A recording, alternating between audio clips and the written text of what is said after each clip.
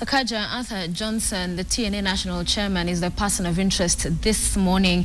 A sad morning as well that we're receiving breaking news from Mandera that 36 people are believed to have been killed by gunmen near Aquari, 15 kilometers from Mandera town. We will be getting one of the officials on the ground to talk to us more about this story as it develops. This coming, of course, just days after another attack where 28 people were killed. So with us, the national chairman, we've been talking to him about the issue of security, which has been a huge issue of concern for the government. And the president the other day, although you and the PSU has come out to say it was out of context, saying that responsibility does lie with the people as well. And many would ask, especially for these ones in Mandera, that when they said they needed to leave because then they believed their lives were not safe, that they were in danger. And we heard from the government saying that that is not the solution. Removing them from there is just making a bad situation worse. Do you think now that the government perhaps should have listened to them?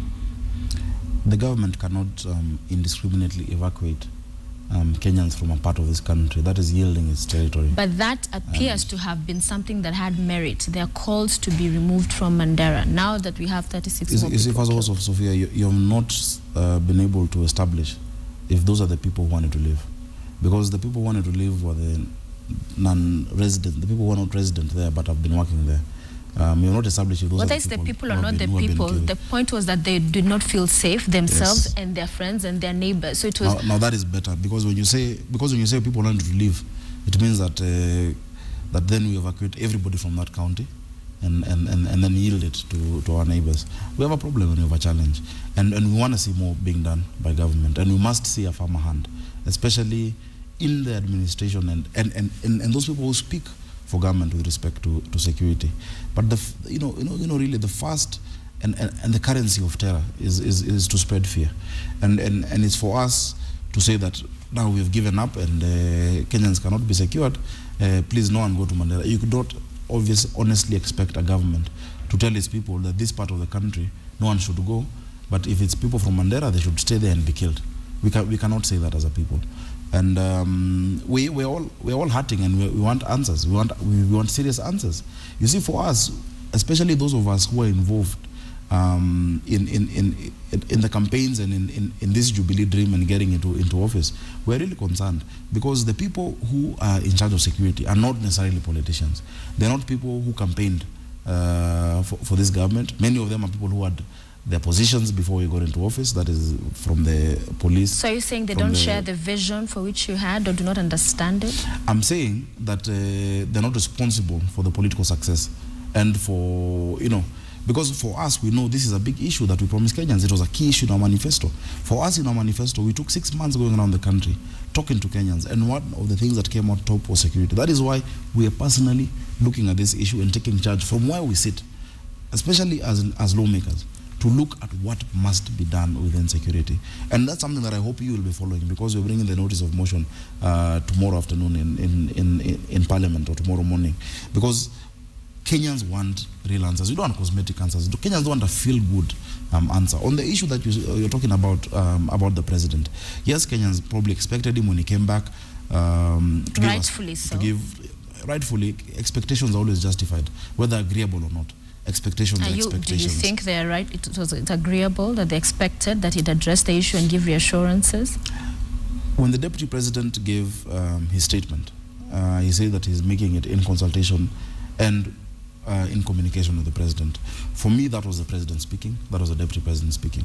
Because we have a new dispensation where the president and his deputy, how they're elected, means that they both take responsibility. And the deputy president, if you listen to that well, said that almost thrice in his speech, that what I'm saying, we've agreed that this is what we must say at that point. It would have been wrong for the president to come again and second guess the statement. Of course, he would have reinforced it. That would have been nice. But the context within, on that day he was speaking, it was the He for She campaign. He for She was about violence against women. And he was saying, look, before you pick up your phone to record that lady being stripped, what are you doing to help that person in that context? That is the function he's talking at. He for She campaign. And that is when he addressed those issues. But don't you find it strange, Sakaja, that you have to sit here and explain, and PSU has done a terrible job with the same, trying to justify and explain what was said and in what context?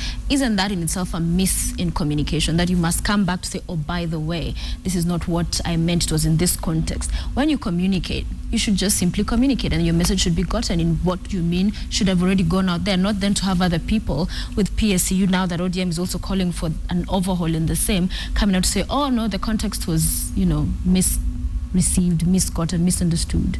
I think for context to be understood fully, there's the assumption that between the message, the person giving the message, and the recipient, there is no medium that then draws context. Many times, the context and the shape of the messaging goes through a filter called media that can give it within a certain context, or even social media that then takes it within a certain context. You're the expert in communication. I am not. I'm no expert. And I think, I mean, you're here. I mean, I'm not a professional in communication. I think definitely certain things can be done better. The president could have done better. Can you sit here and tell us, Chairman, the president would have done better that day with that speech? I think he did well. I think could he have done better? I think he spoke to the matter he was speaking about. Even in your reporting, you did not say that this was about gender-based violence. Because on gender-based violence, honestly, Sophia, when your husband is beating you in your house, and you have a neighbor there, how do you now blame the police and the neighbor has not come to help you? Or when someone is being stripped and you're taking the video, how do you blame the police who are not inside that matatu? And these are questions we should also ask ourselves. Yes, we as Kenyans also have a role to play. But you cannot say that what the president was saying, he means that the people in Mandera, wajipange, because they're there, and security starts with you and starts with me. No. I mean, it is even wrong and negligible for people to try and play on the intelligence of Kenyans to say that that is what the president means. Part of communication is understanding what the kind of audience you're addressing and what their minds and hearts are directed at any particular moment. And as a president, to have seen that even clear agitation, apparent anger in his speech, that was disappointing for many. It was widely criticized. But let's go to the PSCU. ODM says that they're an embarrassment, that they, claim to speak for the president, but most of what we see coming out of that unit is not what you'd expect from a presidency. I think, first of all, for ODM to say that they're an embarrassment, I don't know who would expect ODM to say that they're proud of PSU. Definitely, they would not be proud of PSU. It's a sentiment that's shared by many other than those in ODM. Right now, go on social media. Some of the tweets that are going through, perhaps I'll be able to see some of them. He's wondering even where are those people now? There's an attack that has happened. You'd expect perhaps we'd be hearing a few things here and there. I think part of the problem in this country is that people don't know, or rather we need to establish whose work is to do what. Okay. There's an attack in Mandera. I don't know where the PSU comes in to talk about it. People should be asking for Lenku to talk. People should be asking for the IG to talk. Why should the PSU release a statement on the current attack that is happening? We want the commanders on the ground to be able to speak about it. The PSU, according to my understanding, because also I'm not part of the formulation of the PSU, is a unit that directs how really government should communicate. They work with the communication officers in different ministries. But the communication also from the presidency, which should communicate at all times irrespective. Yes, you'll have the commanders communicating, but the communication from the presidency is expected at such times. No, not. The president cannot and should not, and if I was to advise him, you do not communicate before you have a full set of information and facts. You should not do that. Even the CS should not, until he has a full set of information. Or if I was a CS today and I was to go to media, I would say we have received these reports and we're on the ground. I will not come and give a sweeping or holistic statement at this point. Because that then, when you rush to communicate just for the sake of communicating, that's when you start hearing mattresses are burning and whatnot is going on and whatnot, because there's confusion. You fast wait, you establish all the facts, you know what is going on the ground, you know what is sensitive, what is not sensitive, or too sensitive to be given to the people, you then reassure the people. That is how I would have done it. But again, I'm saying, I am not the expert, neither am I in charge of security in this country, but I'm concerned as well. So you don't think Lenku removing him from office, or this motion, we understand that in Parliament, could be one of the routes used to get IG Kimayo out, is the way to go? You think they should remain in office and other aspects or areas, dimensions of this security problem looked into instead of the people leading security? managing? What I've said very clearly, and I hope now, you said if you have to explain yourself so much, you're about to communicate. I hope I'm communicating well. What I've said is this, that the removal is not a magic pill or solution to insecurity. However, let me finish so now you get it right. However, certain offices, when you hold those offices, one of the key ingredients of performing in those offices is that you have confidence of the public. It's very important for when people see you to feel they trust what you say, to feel confident about what you're talking about, for you to be believable. And those are some of the ingredients. And if they are not able to regain the confidence of Kenyans, then their holding office would be untenable. That I agree. But what I'm saying is that it is not the solution. It is not the magic solution, And the example I've given many times sounds like a broken record, is that if you have a flu and the problem, you have a running nose, if you cut off your nose, you still have a flu. You need to sort out the entire system. And the question I'm asking, which is a deep question, which must be answered by us in leadership, is Lenko and Kimayo the problem with our security, or are they the most obvious manifestation of a bigger problem? So we must be very objective when we're dealing with security. On a scale of 1 to 10, how do you rank government performance? How do you rank government in performance? Security, yes. On security? Well, I rank it very low. I can't just say a number, 1 to 10. But 3. You see on the indices and which is the conflict, when it comes to the numbers, and even if you isolate the issue of terror, the numbers on crime being reported, they have actually gone down. But that is not something I would tell Kenyans. I would not blow that trumpet. On the reporting on security, even by media, it has gone up. And I'm not saying the media is wrong about that as well. Media is playing its role. So it's very difficult. But those numbers, but definitely, what I can state, police and the numbers going down, that's from last year. Yes, and even coming into this year, that is what we've seen. But you see, security is not about whether you yourself got attacked. It's about whether you feel safe. It is whether you feel you can go out in the evening, whether you've heard of someone being attacked, and the perception is terrible. That I must accept. Okay. Yeah. We'll continue with this discussion. Do you have a call online? Yes. Hello? Hello? Hello? All right, we appear to have lost that caller. Let's proceed to other issues that are rising from the last election as well before we talk more about some of the promises you made in the manifesto. The former CEO, IEBC, is calling for a commission of inquiry into the last year's election. Do you agree with that that should happen? I don't think it's necessary. You see, there's a book you need to read. It's called Why Nations Fail. It traces the history and the performance and really how countries have been successful by establishing and creating institutions. It gives examples of countries that are neighbors, same geography, same culture, same everything. One has institutions, another does not. It shows you the difference between US and Mexico. In Kenya, we've worked very hard to build an institution, an electoral institution, electoral management body. And this body, for great part, has had confidence of Kenyans. And even throughout the election, until the announced results. Yes. There's the culture of when you lose, you say that it was the referee. When you lose a match, it's not the striker you want to change the referee. And sometimes you need to look at that. I believe that we need an independent commission. There are certain allegations that have come out. Those allegations must be investigated, because now individuals who commit crimes must pay for those crimes. So you agree as individuals. But what's a commission of inquiry? If a crime was committed, get the police, get the DPP to prosecute those individuals who committed a crime. But every time we embitter and throw mud at an institution, and we have a brand new institution every 4 years, we will have no stability in this country. So you think that... And I think Oswago's problem is personal. He's trying to be what we call Samsonic.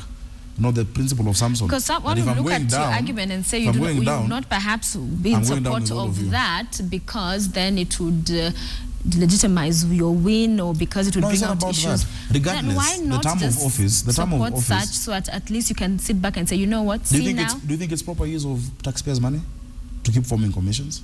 It is not.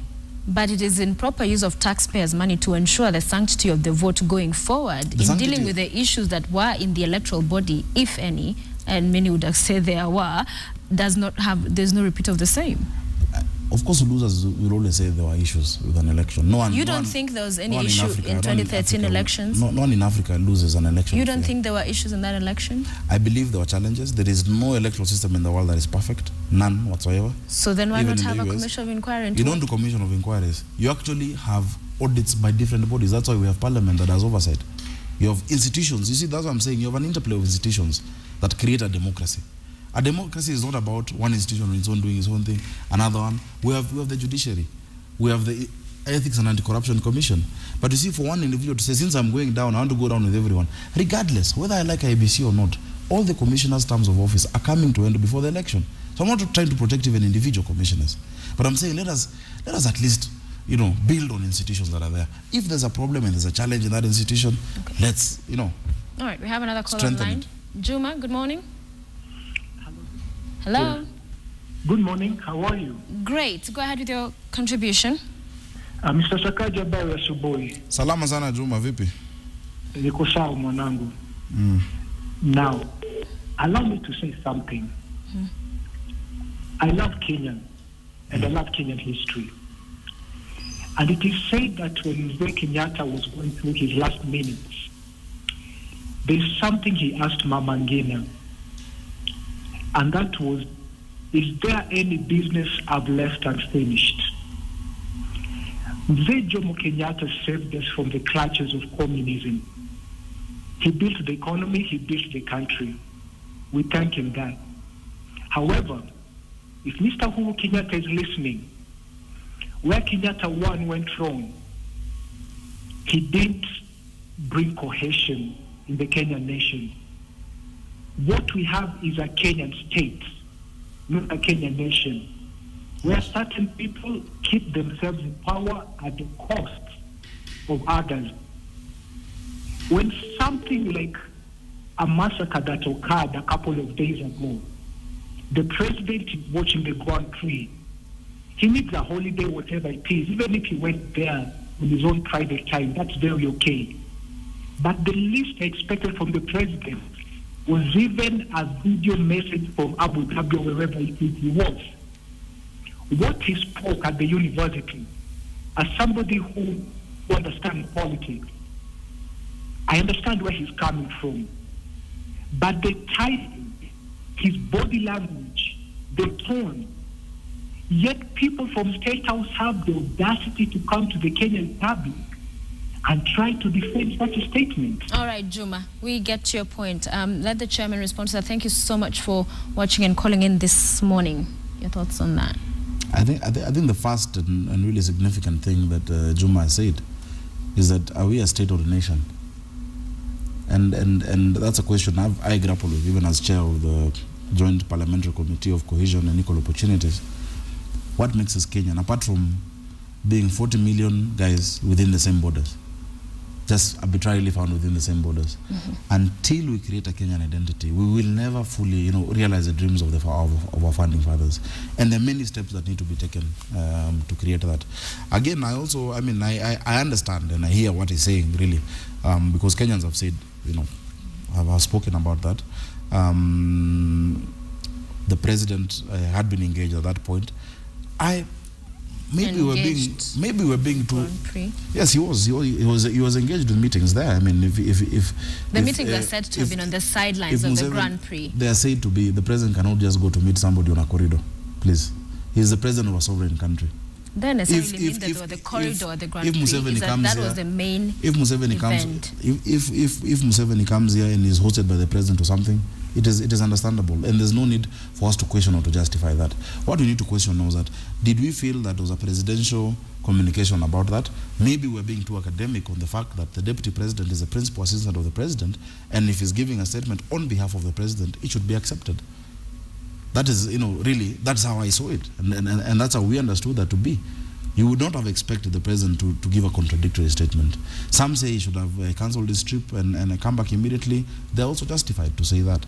I'm not aware of the intricacies of his program, but some are justified to say that because the commander-in-chief is secures Kenyans and is also supposed to assure Kenyans. But I believe that most of that was dealt with by having the deputy give a statement on a Sunday. Why was it done on Sunday? But even as he gave the statement, a lot of holes were being poked into what he was saying. Okay, now we can talk about the specific statement. But I believe that statement came from both the deputy and his president. And the president. So people questioning, and even the opposition has come out very strongly to ask these people that they claim that KDF kills the terrorist, the evidence to that. When it gets to a point so that people do not even believe that some of the pictures that were put up were either outdated, were not really of the real situation on the ground. So whilst there was communication, on the other hand, it doesn't seem to have been received as it was intended. You see, some things when it comes to security, you must either refuse to believe or you accept to believe it. I don't know anyone in the world who saw the body of Osama bin Laden when the US killed him and buried him. I know they asked for the photos of Osama. The nature of operations, it is not like people are just going there with their smartphones to take photos of the 100 people. The nature of that kind of an operation, where it is aerial attacks at night, stealth, where the machines are actually indicating thermal UAVs, you don't expect to have photos. And whoever sent out photos did a terrible job because that was not from government. And of course, some of these people even managing some of these accounts, we need to ask ourselves really what's going on, because how can you send out a picture outdated? I don't know if it came from the handle of the Interior Ministry or an individual's handle, but that was really callous, to say the least. Okay. Yeah. So you agree that in terms of communication, there needs to be a look back at in terms of how it's been done, not only from the government, but all of these agencies. I think with coming out with this digital generation, digital government has been taken overboard by some. I think some people are succumbing to the pressure of the immediacy of social media. And by succumbing to the pressure of that immediacy, then you want to respond immediately, even before you have full information, full facts, before you fully assess the situation, and you don't need to respond to everything. You've mentioned being joint chair of the National Cohesion Committee, and that's one of the biggest issues, even coming into power, that the country was pretty much divided right down the middle in terms of negative ethnicity. We've seen a lot of that. What must the president do? He's that symbol of unity at the end of the day. He's the president. So, and the president of everybody. So what must happen to ensure that we have one united country? You see, the first thing is that the president really should be the unifying chief. But then again, there's also so much he can do. It's upon all of us. Because even as he tries to unite us at the national level, at the domestic level, we should ask ourselves, what happened to us as Kenyans, that the days when you could go to your neighbor and even ask for salt are no longer there. We've become competitive to a fault. Even how we think is very ethnic. You will find in most households that the house girl is from that community. The driver of most people with drivers are from that community. And it's all in us. And we need to radically change that. He needs to drive it. It's one of the pillars of our manifesto. The first issue we talk about is umoja, the unity of our country. And the best way for the government and the president to really do it is by equalizing opportunities for all Kenyans. Equalizing opportunities, that any Kenya from anywhere knows that they have a stake in this country, they can get whatever job, the children can get the right quality of education, and it's in those social aspects that then you create equality of opportunities. There are certain things that we're trying to do. For example, I have a bill in Parliament that's coming up about the National Youth Employment Authority. And what that does, even as you streamline authority and create a national database, is when your government is hiring people, there is no way to know that community of that person. It is based on merit. Once you do merit, you can then equalize for those communities that have been held back. Because once people feel that, yes, if I raise my child in Nanyuki, they'll get the same quality of education, same shot at life as a child in Garissa, as a child in Nairobi, then even our ethnic chauvinism, to a great extent, goes down. And I believe cohesion is a result of equalization of opportunities.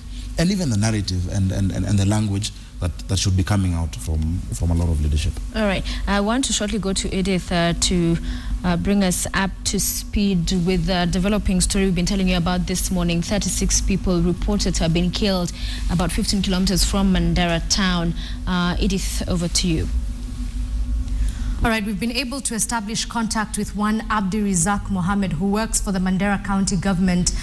He's now joining us by way of telephone. Abdirizak, I understand that you're not in the best mental state, so if you're able to, could you just recount the events of what happened in Mandera? I understand the attack happened 15 kilometers from the town and it has left 36 people dead. Abdirizak? Yes.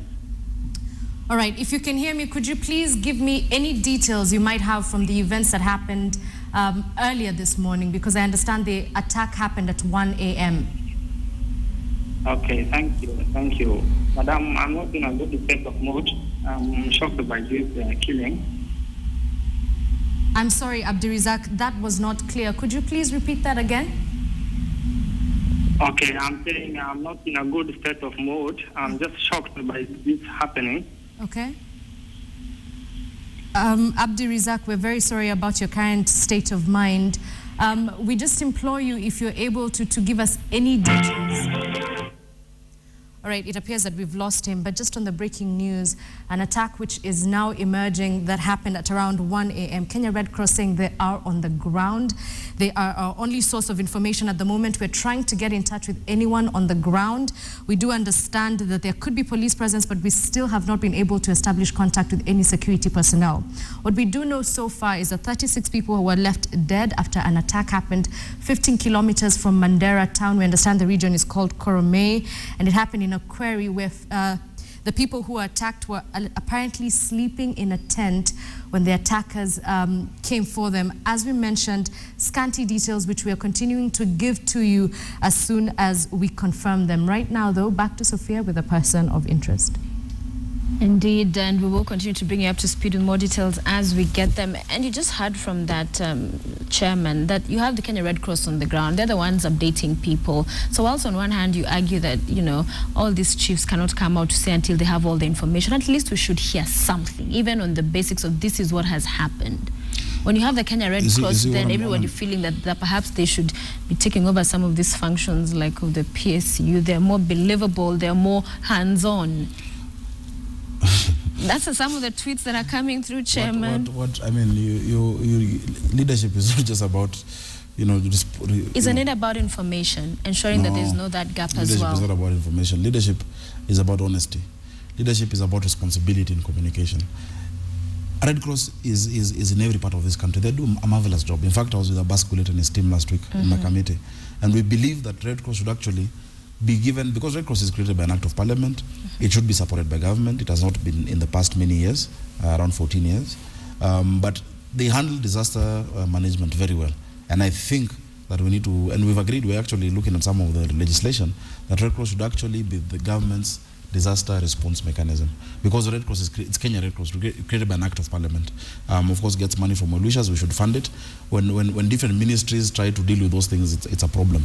But you see, even I mean, when it comes to communication from security forces, I mean, you understand. That's why I'm saying we have systemic things that we need to deal with. Okay. You don't expect the person at the lowest level there to give an official statement before it has come even to his seniors, and that is just the reality. And that I don't think is the expectation here. It's to get an indication of what, from where they stand, what's happening on the ground. Yes, now they should communicate at the top once they've established that information. But you see, what I was saying, and you were talking earlier about certain blunders and gaffes, is because of that pressure of immediate communication, and that people succumb to it and give half-baked information. I'd rather you don't talk, but when you talk, you give us information that we can believe in. Or when you talk, you tell everybody it's their responsibility to take care of their security. It is as well. I mean, do you leave your house open? It is, but surely, yeah, it is your in light of responsibility such situations, that is not where to begin a conversation or a statement. No, I mean, you can't imagine that now you have the ability to train the president on how to communicate and to give leadership on an issue. And you as well know on what he was talking about. Was he wrong? That if I see you being stripped, Sophia, I should take the video, then forward it to the CID. I guess we could go on this issue for honestly, a very long time. I mean, let's... Responsibility, no one is refuting there is responsibility on one. It is, I guess, on that one, before we continue endlessly on the same, would be that at that particular time, it was not the place to start. The tone he took was perhaps not right. And the expectation and reassurances that were expected were not there at all. That is your opinion. I respect it, but I don't agree with it. You do not agree with it. Let's go back to politics. UDF or TNA merger there's been speculation that could be happening to ensure that 2017 Jubilee will be actually a party. That's not will be.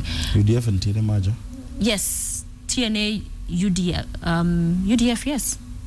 Not aware of that. URP, I beg your pardon. URP, not UDF. You're shocking me. I mean, what are you talking about? You see, all of us are already within Jubilee. It's this UDF and drama. Yes. Jubilee as a coalition. I feel that the future of this country will be on how we manage certain coalitions, politically and political parties. There are certain people who would like us to move that way. It'll be ideal. It'll be a good place to do it, so that we can create, even a stronger party. But there is nothing on paper, and there's nothing concrete. So would you be in support of that coming together as a party? In support of that proposal? If my members support it, I'll support it. You'll support it. Yes. In terms of Moses Kuria, the Member of Parliament, Gatundu South, he's made some statements, tweets that have even gotten him to court and gagged from commenting further, especially even on the Mandera issue. Is it the feeling, is that the same feeling that is shared in TNA, or are you embarrassed of some of these statements? We're not embarrassed about members. Once a party is embarrassed about a member, they take them through a disciplinary process. So why haven't you done that? We're not embarrassed about him. Because if you're not, then one would think that you're also in support of. That's the thinking in TNA, what he put out on Mandera. Is that the thinking? Members of a political party are not just speakers connected to a central amplifier to say the same thing. People have their opinions, and they're allowed to express their opinions. Whatever Moses said about Mandera, to a great extent, apart from the part where he said, you let them, whatever, is the same thing that Nat said, that every non-resident or other... So which part of what he said do you agree with, so that we are clear? I agree with none of it, but you see, it's in my place to disagree. He has his opinion. I don't agree with anything he says, but I cannot censure someone just because I don't agree with them. Then we will be like ODM, where if anybody disagrees with the party, they're a rebel. Everybody has a right to say what they want to say. It's not just about disagreeing with what he says. He's a leader, a national leader. So when he says certain things... When it comes to hate speech, when you isolate the issues, because on that one I think he was expressing his opinion. When it comes to hate speech, then there we stand very clearly against it. And we're waiting to see the outcome of it. Of course, there are laws of sub judice, and he's in court about that. So the party cannot get into that. But if it was not in court, we would be dealing with hate speech as an issue. Hate speech as an issue must be dealt with. I think as leaders, we must be very careful about what we say.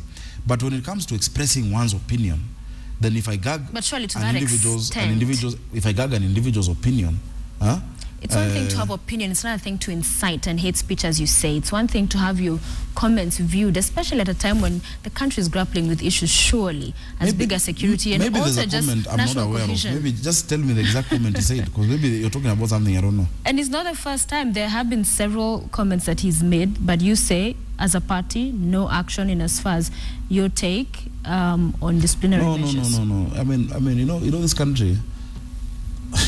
We're only a country because we have a law, and we must respect the rule of law over the rule of man, even over the rule over emotion. There is something called sub judice, which states that if there is an active civil or criminal proceeding on an issue, getting to deal with it as parliament, as a political party, and in a manner that can affect the outcome of it is wrong. So how do we get involved in a case that is ongoing in court, and we're not enjoying that case? So we're concerned about it. So you're not we're concerned about the allegations. We're concerned about the allegations, many of which, the issues that are in court, they are before even he became a member. Yeah? But we will not pass judgment on an individual based on an opinion if it does not border on hate speech. Now, our law is also very clear. There's a presumption of innocence until guilt is proven. Because he's charged with hate speech, if what you're saying was actually hate speech without a charge, he'd be in jail already.